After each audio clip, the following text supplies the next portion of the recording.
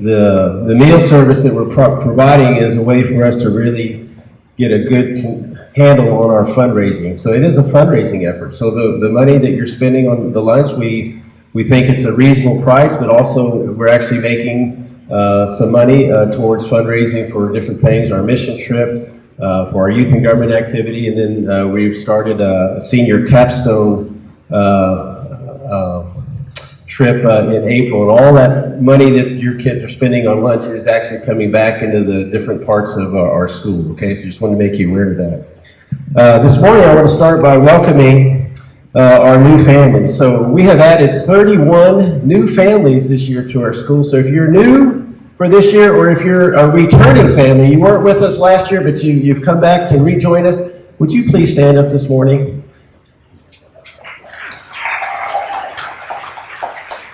Okay, thank you. So along with these new families and their students and all the siblings that have joined our school, we are adding 94 new students to our school. Okay, our total is 364, so that's, what, almost 30% of our school this year are going to be new students. So I want to encourage the families and the current students, if you're in the room today, when you meet a new family, encourage them. Make a connection with them. This is a big community and we need each other. I mean, it is, we're a rigorous school, but we're here for a purpose. I'm going to talk a little bit more about that in a minute. 40 of those new students were kindergartners. So we actually have 3 sections of kindergarten this year with 40 students. It's like a tidal wave. So we don't know if that's going to be a new wave that comes every year, if it was just something that came in with a tsunami or something. But there'll be 40 kindergartners. So, and then we've added 4 new teachers to our staff this year, which is not very many. And what that tells you is that we have most of our teachers returning, which is really important to us. Stability and hanging on to our teachers and working together to build a good, consistent team. So that's where we're going this year. You may sense it in the meeting today, but we're with 364 students. We've taken over some more rooms next door. We're kind of growing on the campus here. We're going to do our best to manage the flow of traffic. So encourage your students to always be considerate when they're on campus. When you're on campus, you can imagine that if you guys all wanted to come in the morning and hang out in the foyer, you can't. That's just the laws of physics. It's not enough room. So let's just understand where we're at and cooperate with each other. I'm going to start off this morning with just some business, starting with drop-off. So Monday is our first day of school for 7th through 12th graders. A lot of them drive. That's the first day of school for them. So all of our first days of school were much more relaxed and lax on our procedures, okay? Because we just want to make it a nice, even day, easy to get in and get out. Wednesday is going to be our first K through 12 day. It's going to be a madhouse. Now, we treat it like the first day of school, which means we're going to have fun. So parking is going to be crazy. There's going to be parents everywhere, all in the school. We want you to enjoy that first day. We're not going to say it's 8:35, get out of the building. That's not what's going to happen. It's a day to celebrate, meet each other, and have a good time. But once we get to the second official day of your school, like those of you that come on Wednesday, your next school day won't be until the following Monday, okay? Those of you that come on Thursday, your next school day won't be until the following Tuesday. So that second week of school, what I tell you today are the things that we want to start practicing in order that we can be considerate of each other and what's going on this campus. So with drop-off. So please listen carefully. When you drive to our campus, we want you to understand that when you enter the parking lot, that there are hundreds of kids on the premises. So slow down. If you're late, start coming earlier. Do not speed. There's nothing good about speeding in the parking lot, okay? Don't go fast. If your student's tardy, take the tardy. It's not a big deal, okay? When you drive, you're going to park. You must always park. If you're dropping off your children, K through 12, you're driving as a parent, you must park. Do not pull into the parking area and stop in the middle of the lane. You must park. So it's going to be difficult. So I'm going to encourage you to pay attention to traffic even on that first day and just tell yourself, I might need to get there 5 minutes earlier than I used to, okay?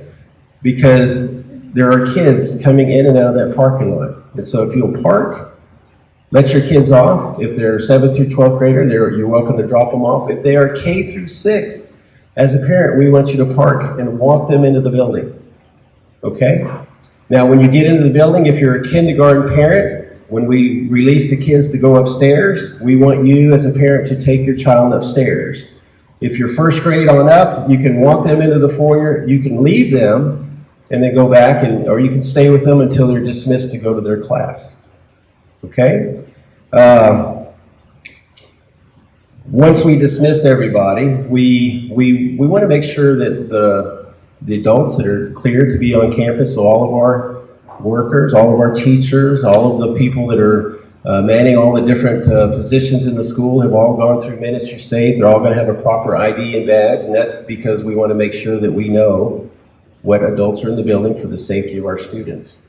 So because you're a parent, you definitely have access to the building, but keep in mind that you're not going to have an ID. A lot of the teachers won't know who you are, and they might ask you, can I help you? You need to go downstairs. So just remember that we're doing all these things that sometimes might feel a little abrupt to keep our kids safe and know who's in the building, okay? So on the teens will be parking in the west parking lot like they always have. Okay, teens, same for you. If any of you are in here, drive slow in the parking lot. Don't do crazy things in your car. I'm going to tell on our seniors last year, they were actually, these are great kids. They're your kids. They were pulling each other with their car with a skateboard in tow. Yeah, I mean, they're great kids. And then one of them was our valedictorian. I'm telling her, she was getting towed behind a car, and I'm like, oh my gosh, do you know that somebody might not even see you and just run you over? So help our teens to understand that we need to be safe in the parking lot. Those teens that drive, that car, we're taking it from you that you're trusting them as an adult. So we're allowing them on campus. They're free to walk out of the building and get in their car and drive off if they want to. If they have a study hall and they want to go sit in their car, they can. They will be counted absent for study hall, but they can go sit in their car, okay? For study hall, those teens that are driving can sit in their car, but their siblings cannot. No, I'm not saying that right. Siblings can always accompany their teen driver, okay, whether it's in study hall or at lunch. So if a teen is driving to lunch, which we let them go, they can only take their siblings, they can't take their friends. So if you're counting on your friend, teen, to take your student to lunch, they cannot, they're not supposed to. Okay, same with study hall. If you're counting on your teen friend to be the car that your teen is going to sit in during study hall, they're not allowed to. Okay, we just limit it to that teen in their car. Okay, that way everything is clear. We're not trying to interpret what's going on. Now, we don't have a camera out in the parking lot. We're not going out there regularly and checking.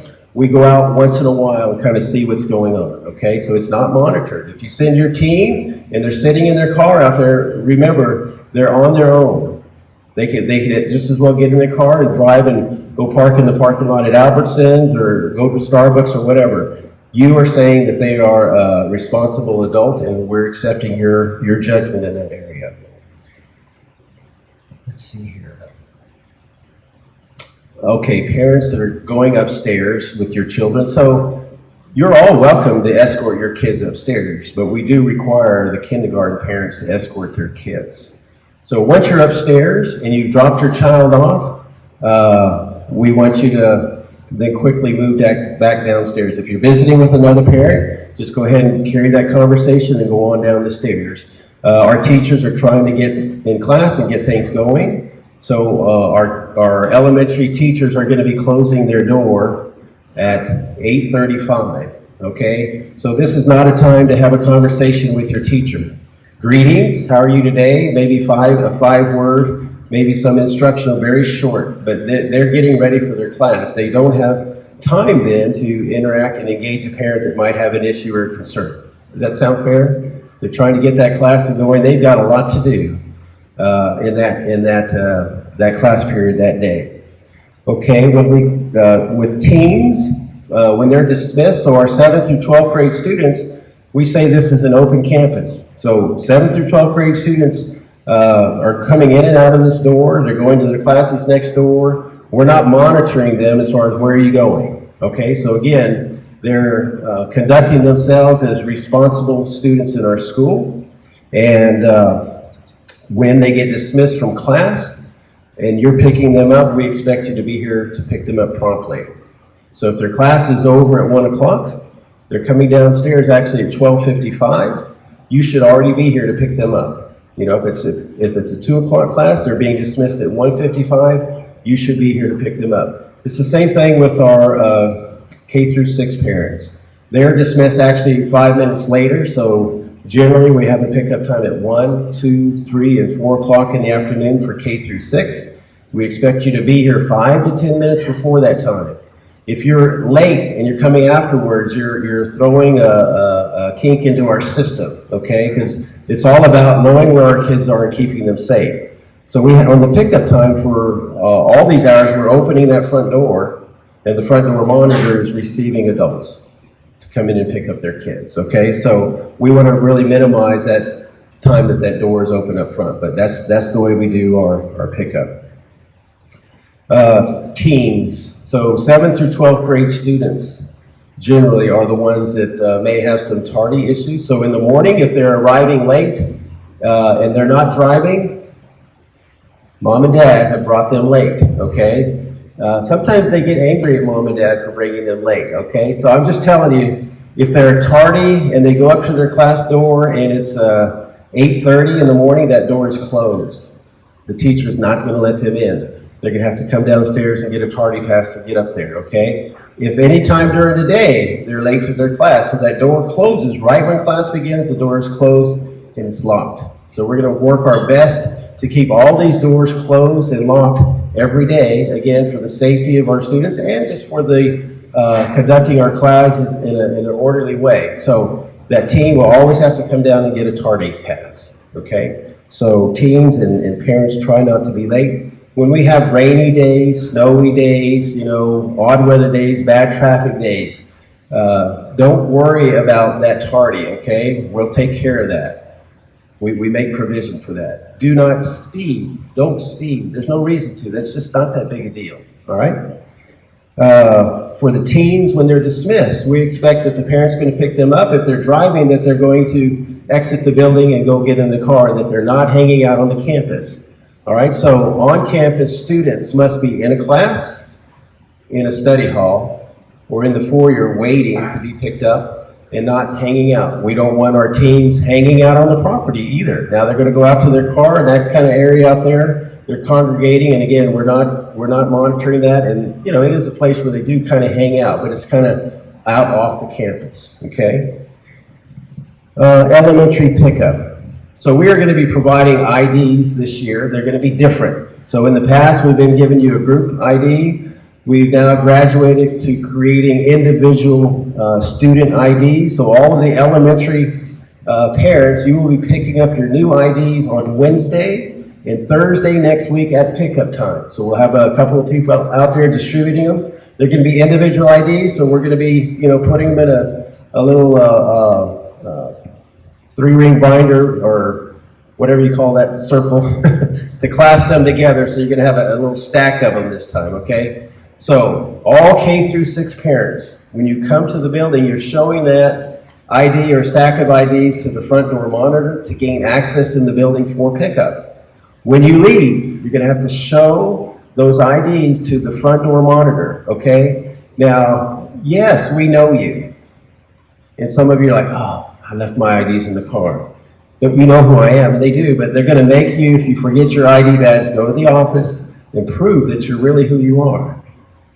It sounds silly, but again, we're protecting your kids, okay? You do want us to do that, except when you forget your IDs and then you would just like us to give you a pass.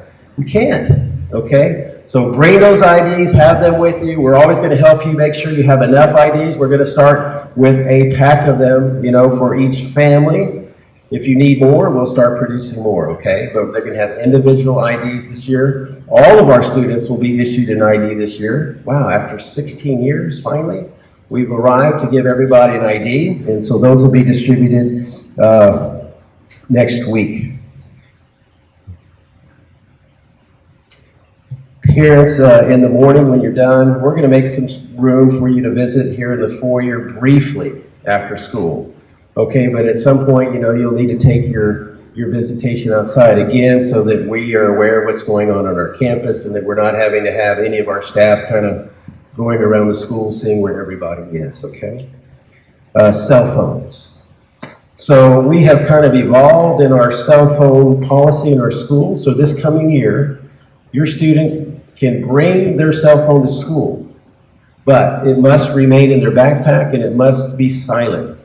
So if your student is in class and their cell phone makes a vibration noise or a ringing noise, it's going to be confiscated, okay, temporarily. The teacher will take it up, they'll bring it down to the front office. It must be picked up by a parent, okay, so it'll start to impact you if your student doesn't follow the policy.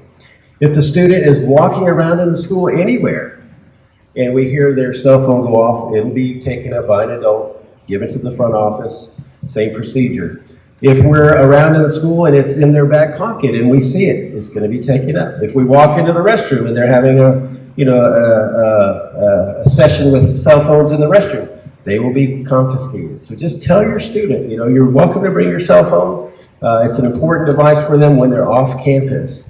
When they're on campus, they have every way to communicate with you. They can come down to the front office. They can use the phone in the front office to call you. When they walk out of the building, we don't want them to take their cell phone when they just walk out the front door. They're going to do anything with their cell phone, they need to have gotten in their car or in your car before they start using their cell phone. Does that make sense?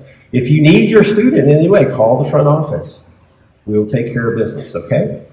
So again, this is for the safety of your students. So there's no cell phone zone, free zone for cell phones on our campus. We used to do that, but we've kind of moved that out to the side.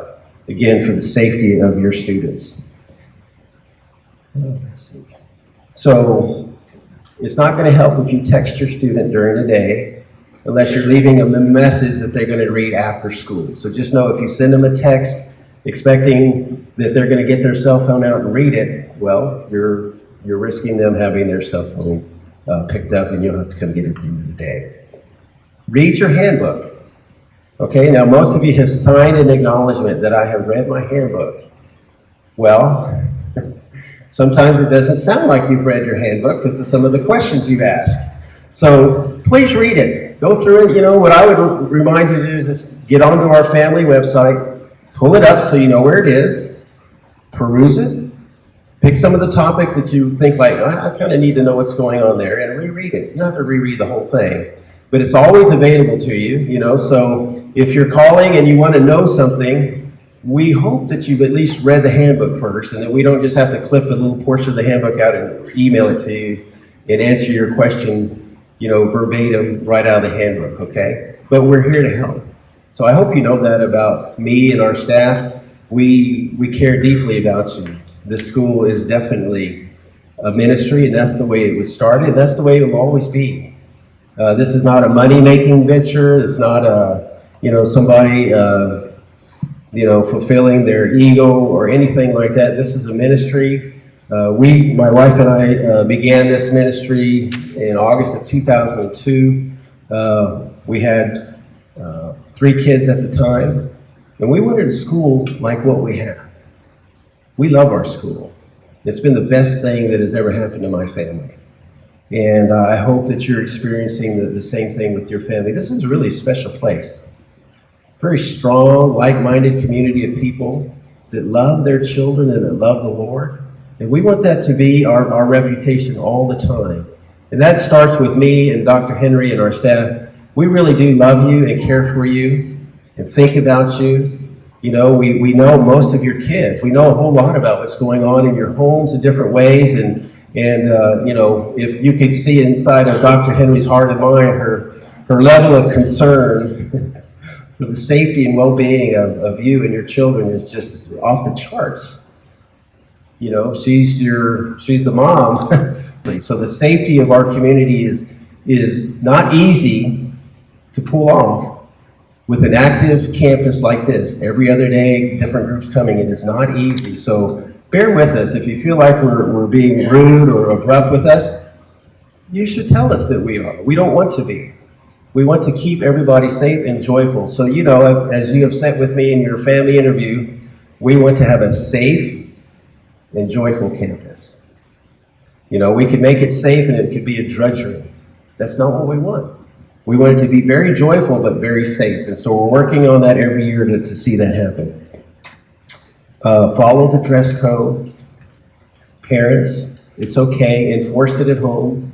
You know, your teen's going to say, well, they're doing this and they're doing that. They might be. But if you're not in the dress code, this year we're going to try to just streamline that process. We're not going to call you to come bring another article of clothing for the students. We're just going to keep it in our discipline record. If we see a student that's just consistently having a uniform issue, then we're going to contact the home. So just trying to make it a little easier. Just continue to work into your students. You know, we have a dress code. Follow it. Honor the dress code and the system of the school. Okay? 9:45. I need to make sure I don't go over.